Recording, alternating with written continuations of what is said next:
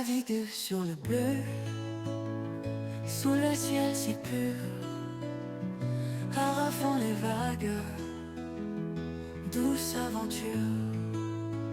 Catamaran brillant, soleil et vent frais, les Bahamas appellent, évasion sans fin. Oh, Raval, sur la mer, aux Bahamas. Eh bien, ce que vous voyez là-bas, c'est la Martinique. Et oui, monsieur l'âme. Et ce que vous voyez là-bas, c'est Sainte-Lucie. Je vais essayer de vous faire un petit zoom dont j'ai la spécialité. Sainte-Lucie, le chenal, une grosse voile jaune, ça c'est le spi. Et de l'autre côté, la Martinique. Donc on est tranquillement en train d'arriver depuis la Barbade. On est parti à minuit la nuit dernière. On va arriver vers 14-15 heures. Donc plutôt 15 heures. Une arrivée tranquillote. Un barbus, deux barbus et des barbouzes.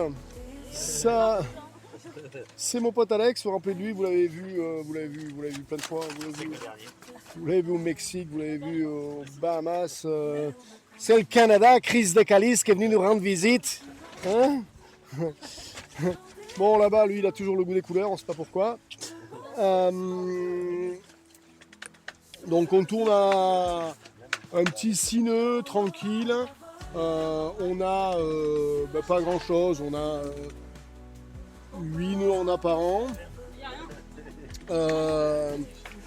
Je vous rappelle que maintenant, quand vous arrivez à la Martinique, vous avez l'obligation de faire en ligne le nouveau formulaire de démarche simplifié depuis, je crois, septembre 2024. Donc voilà, que nous avons fait, qui fait que quand vous arrivez, vous l'imprimez sur la... Il vous renvoie un email dans les 24 heures pour vous dire que c'est bon, vous l'imprimez, vous l'amenez au quai de la station, le jeune homme le tamponne et puis vous êtes bon d'y aller. On a passé 3-4 jours à la Barbade, on a plongé avec les tortues, on s'est baladé un petit peu, on a pris la pluie. Là, on a tombé la GV, donc, puis on est sous le Grand Canary. Voilà, ça nous permet de garder une vitesse constante à 6 nœuds et puis d'aller directement sur l'endroit voulu. On pêche toujours, alors pas d'espadon cette semaine. On espère se faire une petite dorade avant l'arrivée, mais c'est pas fait. Des conditions relativement calmes, comme vous pouvez le voir. 12 nœuds de vent, c'est pas méchant. Et voilà, ça va nous permettre d'arriver 2 jours et puis faire l'immigration. On va libérer tous ces jeunes gens dès demain matin. Ils vont partir faire leur tour de sac à dos. La Colombie, etc. Alex est avec nous pendant une petite semaine. Et puis après, on va vous amener à Sainte-Lucie, Saint-Vincent, Mario, Cariacou, Grenade, Trinidad. On va se faire les Testigos, les Roques, les Aves au Venezuela. Après, on fera des escales aux ABC et à la Jamaïque.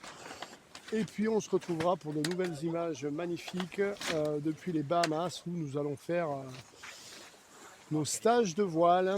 Donc j'encourage, je vais leur envoyer un petit message, mais si vous me regardez,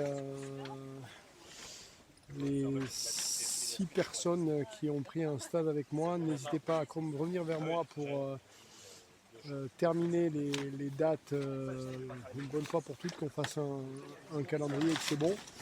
Je crois qu'il n'y a plus de place, ou c'est peut-être plus qu'une place, je sais pas, mais bref. Donc si vous aviez envie de faire un stage, ça paraît trop tard. À moins qu'on reste plus longtemps aux Bahamas, de prendre un petit peu des visas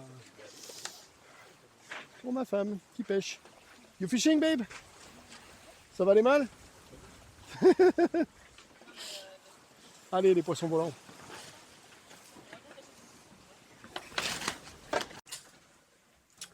petite descente le long de la Martinique. Ce matin, le Québec est présent. En train de faire quelques petits œufs. On a récupéré des bouteilles de plongée ce matin. Là, on a été à faire quelques achats d'occasion. Comme vous pouvez voir, le fusil de chasse est sorti. On a été faire quelques langoustes avec nos copains Wana qui sont juste derrière. On a retrouvé les copains hein, après la transat. Et là, on est gentiment en train de partir pour les Anses d'Arlé. Donc, on quitte le cul-de-sac du marin tranquillement. Bon. On a tout dessus, hein, bah, c'est pas un jour de tempête. Hein. On est sur du 3/4 arrière, conditions légères, on doit tourner à 5-6 nœuds, quelque chose comme ça. Voilà, alors ça fait drôle parce que on s'est baladé pendant un petit moment où il n'y avait pas un bateau nulle part. Puis là, il y a des voiliers partout. Hein. Là, ça arrive, plein de balles au moteur, dans tous les sens. Bon, bref. Et voilà, gentiment. Alors bon, c'est marrant parce qu'on a eu quelques petits soucis d'immigration à l'arrivée. Comme vous savez, ma femme est des Philippines, donc quand on arrive en Espagne, ils lui ont fait un visa de 90 jours gratuit, hein, aux Canaries.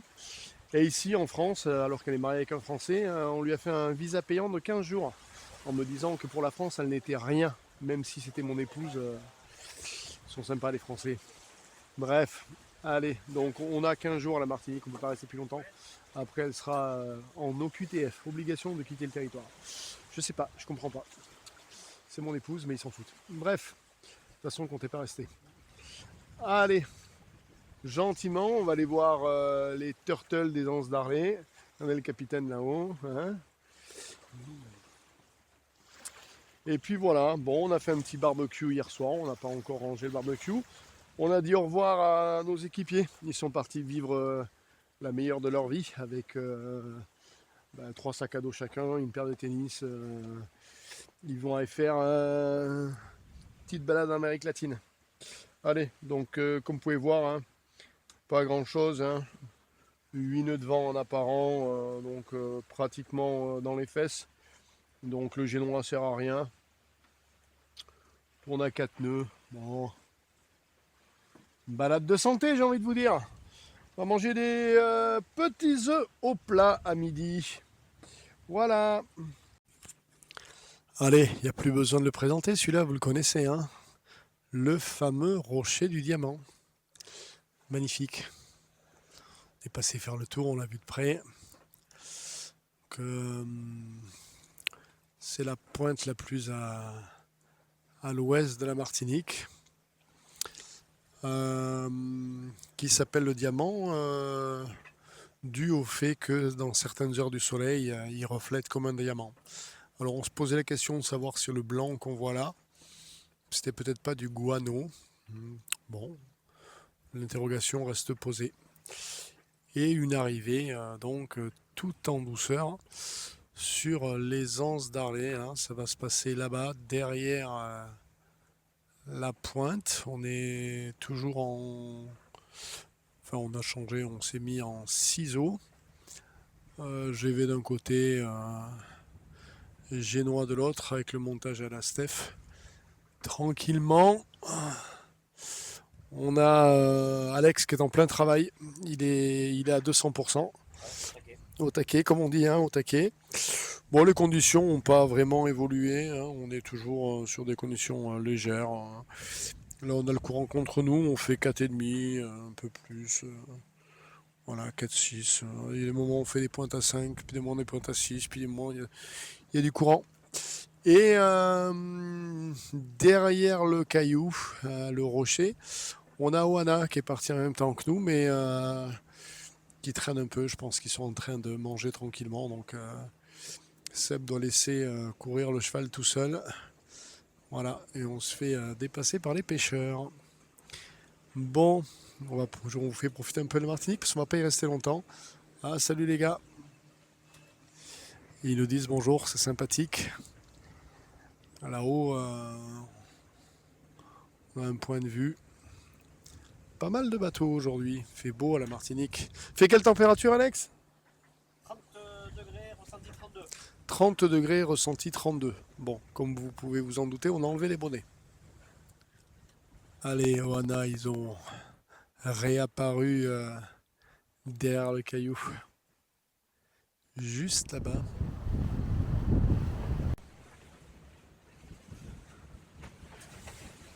Allez, départ ce matin pour Sainte-Lucie. On va dire au revoir à la Martinique, sous un ciel... ça a été une nuit qui a pas mal bougé. Il y a une remontée d'air là, donc comme vous pouvez le voir, on fait un bord de pré-serré.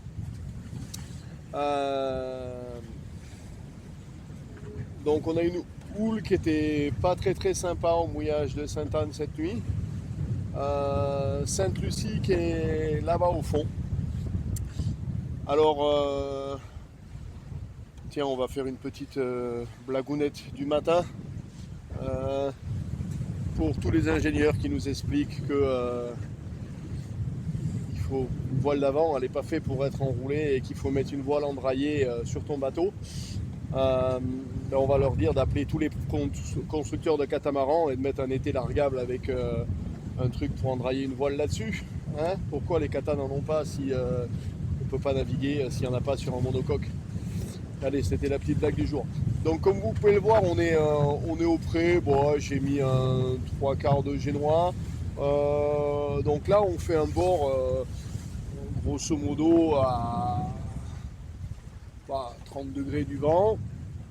On tourne à 5 nœuds en vitesse fond. Donc c'est pas non plus la mort. Hop, attention. Voilà, j'ai mis un riz dans la GV, tout simplement.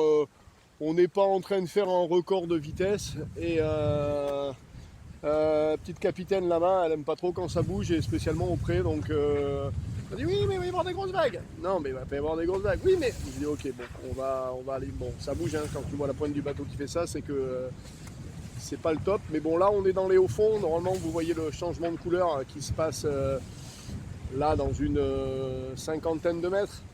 Donc là, on va sortir des hauts fonds qui sont dans l'entrée de la Martinique. On va donc les fonds vont tomber. Donc la houle qui arrive du large, elle tape le haut fond, elle monte. Donc ça fait ces vagues qui font bouger le bateau. Et on va avoir un peu plus de courant là sur le début, puis après on en aura de moins en moins.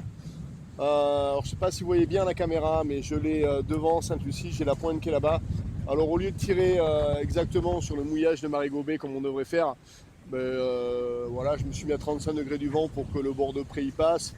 Et puis au fur et à mesure que le courant va tomber et que le vent va tourner, s'il tourne, on réajustera. Puis si ça ne réajuste pas, on verra ça à l'arrivée. Voilà, on a laissé nos copains Oana au mouillage. Ils ont du SAV bateau avec le concessionnaire. Ils sont arrivés ici, ils ont fait tout ce qu'il fallait pour le faire dans les temps, mais les mecs ils ont un mois d'attente sur la liste. Donc voilà, ça fait partie des petites choses bêtes et méchantes. Pas du SAV bien méchant. Il avait plus son vent apparent, vent réel, etc. Mais aperçu que le speedo du bateau était bloqué, donc forcément si t'as plus ça, t'as plus le reste.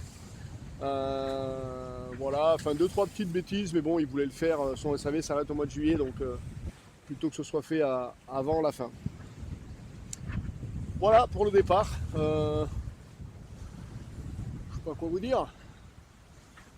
On est content, on fait de la voile, encore une fois. Le capitaine du capitaine il est là, on a pris notre café. Ça bouge, je me rends compte que j'ai pas assez de toile là par rapport au vent qu'on a. Donc je vais mettre le génois plein, ce qui est une connerie, hein, parce que la voile propulsive sur un kata c'est la grande voile, donc j'aurais pas dû prendre de riz. Mais je pensais que je voyais des moutons partout, je pensais qu'il y aurait plus de ça. Parce que là, vu qu'on s'arrête dans la vague, ça veut dire qu'il n'y a pas assez de vitesse. Allez, on fait une petite manœuvre. Alors, pré-serré qui nous permet quand même de tourner là aux alentours de 6 nœuds. Alors, là, l'erreur, ce serait de se dire, voilà, j'ai un kata à dérive, je vais mettre mes dérives pour faire un meilleur angle play, puisque là, j'ai une dérive de vent qui est assez grosse. Et oui, mais non, parce que comme le vent et les vagues viennent de là, entre les deux îles, là, il y a un courant qui pousse dans ce sens-là, Et si je mets des dérives, je vais augmenter ma dérive de courant. Et oui, parce que les deux petits quillons, c'est bien moins que des dérives. Donc, ou tu les mets pas et tu les mets juste à la hauteur des quillons, et donc tu as un kata à dérive, mais tu navigues comme nous avec des dérives qui sont à la hauteur des quillons. Ou tu les mets plus basses et tu vas prendre un nœud, voire un nœud et demi de dérive de courant qui va t'amener encore plus bas au niveau du cap. Donc les aficionados de les dérives, les kata dérives, ça fait un meilleur prêt. Attention, ça fait un meilleur prêt dans des conditions où il n'y a pas de courant dans le sens du vent. Et des endroits où il n'y a pas de courant dans le sens du vent, ça s'appelle pas une loi physique, hein, parce qu'en général, alors ça arrive, hein, si vous êtes dans le Gulf Stream, ça va, vous mettez des dérives, le Gulf Stream va vous amener à mort avec lui, mais en général, le vent et le courant vont dans le même sens. Hein. C'est assez rare que ça aille dans l'opposé. Bref, c'était pour...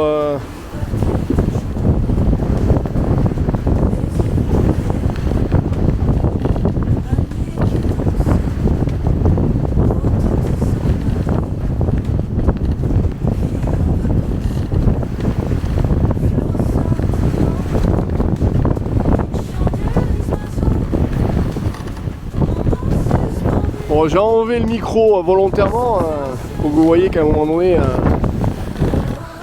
pas non plus qu'une balade de santé la voile. Voilà, ça gigote, ça souffle, et là on n'a rien, si on a 1 mètre de vague, c'est le bout du monde.